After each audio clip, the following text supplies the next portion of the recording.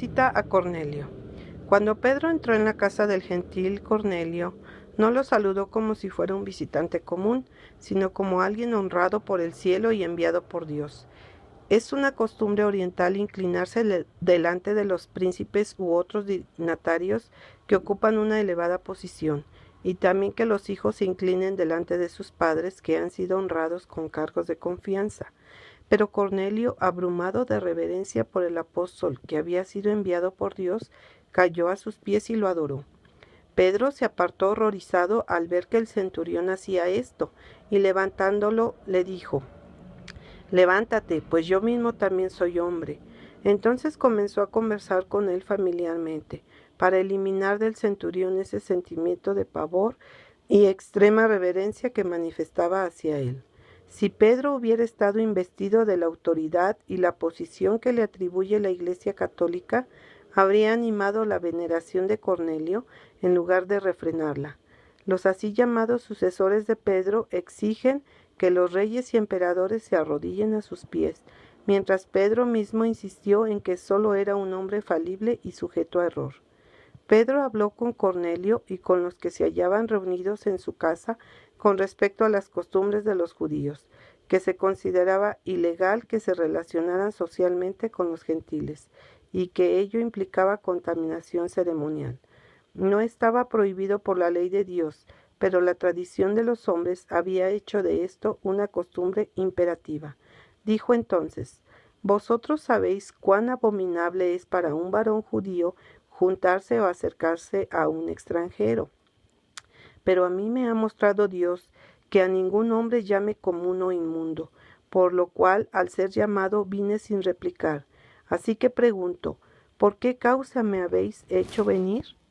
Acto seguido, Cornelio relató su experiencia y las palabras del ángel que se le había aparecido en visión.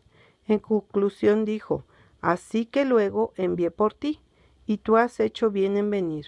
Ahora pues, todos nosotros estamos aquí en la presencia de Dios, para oír todo lo que Dios te ha mandado». Entonces Pedro, abriendo la boca, dijo: «En verdad comprendo que Dios no hace acepción de personas, sino que en toda nación se agrada del que le teme y hace justicia. Aunque Dios había favorecido a los judíos por encima de todas las naciones, si rechazaban la luz y no vivían de acuerdo con su profesión de fe, no serían más estimados por él que otras naciones. Los gentiles, que como Cornelio temían a Dios y practicaban justicia y vivían de acuerdo con la luz que tenían, eran bondadosamente considerados por Dios, quien aceptaba sus sinceros servicios. Pero la fe y la justicia de Cornelio no podían ser perfectas sin un conocimiento de Cristo. Por eso, Dios le envió luz y conocimiento para que desarrollara aún más su carácter recto. Muchos rehúsan recibir la luz que Dios les envía en su providencia y se excusan para hacerlo citando las palabras de Pedro a Cornelio y a sus amigos, sino que en toda nación se agrada del que le teme y hace justicia. Sostienen que no importa lo que el hombre crea mientras sus obras sean buenas. Los tales están equivocados. La fe debe concordar con las obras.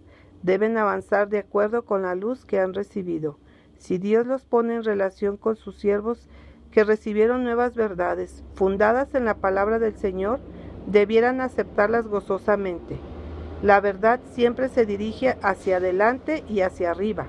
Por otra parte, los que pretenden que solo su fe los salva, están confiando en una cuerda de arena, porque la fe se fortalece y se perfecciona únicamente mediante las obras. Los gentiles reciben el Espíritu Santo. Pedro predicó a Jesús frente a ese grupo de atentos oyentes. Su vida, su ministerio, sus milagros, su traición, su crucifixión, su resurrección y su ascensión y su obra en el cielo como representante y abogado del hombre, para suplicar en favor del pecador.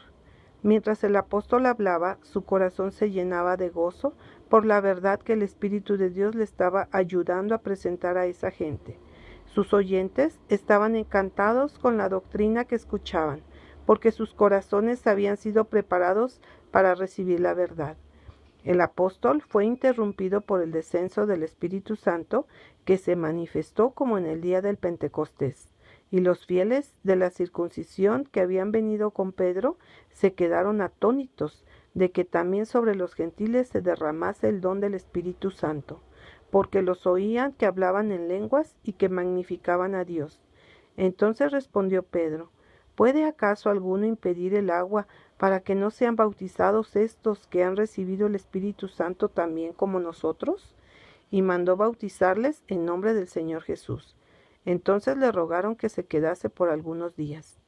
El descenso del Espíritu Santo sobre los gentiles no equivalía al bautizo. Los pasos requeridos en el proceso de la conversión, en todos los casos, son fe, arrepentimiento y bautismo. Por eso la verdadera iglesia cristiana está unida, tiene un Señor, una fe y un bautismo. Los diversos temperamentos se modifican por virtud de la gracia santificante y los mismos principios distintivos regulan la vida de todos. Pedro accedió a los ruegos de los creyentes gentiles y permaneció con ellos por un tiempo para predicar a Jesús a todos los paganos de la comarca. Cuando los hermanos de Judea se enteraron de que Pedro había predicado a los gentiles, se había encontrado con ellos y había comido con ellos en su casa, se sintieron sorprendidos y ofendidos por esa extraña actitud en su parte. Temían que tal conducta que les parecía presuntuosa tendiera a contradecir sus propias enseñanzas. Tan pronto como Pedro se encontró con ellos, lo recibieron con una severa censura, diciéndole: ¿Por qué has entrado en casa de hombres incircuncisos y has comido con ellos? Se amplía la visión de la iglesia. Entonces Pedro expuso con candidez todo el asunto en presencia de ellos, relató su experiencia con respecto a la visión y les aseguró que ésta lo amonestaba a no mantener más la distinción ceremonial entre circuncisos e incircuncisos, ni a considerar a los gentiles como inmundos, porque Dios no hace acepción de personas. Les informó del mandato de Dios de ir a ver a los gentiles, de la llegada de los mensajeros, de su viaje a Cesarea y de la reunión que celebró en casa de Cornelio con todos los que se hallaban reunidos allí. Su cautela se puso de manifiesto ante los hermanos por el hecho de que, aunque había recibido una orden de Dios de ir a casa de los gentiles, había llevado con él a 6 discípulos que se encontraban allí presentes, para que fueran testigos de todo lo que se dijese o hiciese mientras estuviesen allí. Resumió su entrevista con Cornelio y en cuyo transcurso aquél le contó su visión de cómo Dios le había ordenado que enviara mensajeros a Jope para que trajesen a Pedro, quien habría de pronunciar palabras para que él y toda su casa pudiesen ser salvos. Recapituló los acontecimientos de esa primera reunión con los gentiles, diciendo: Y cuando comencé a hablar, cayó el Espíritu Santo sobre ellos también, como sobre nosotros al principio.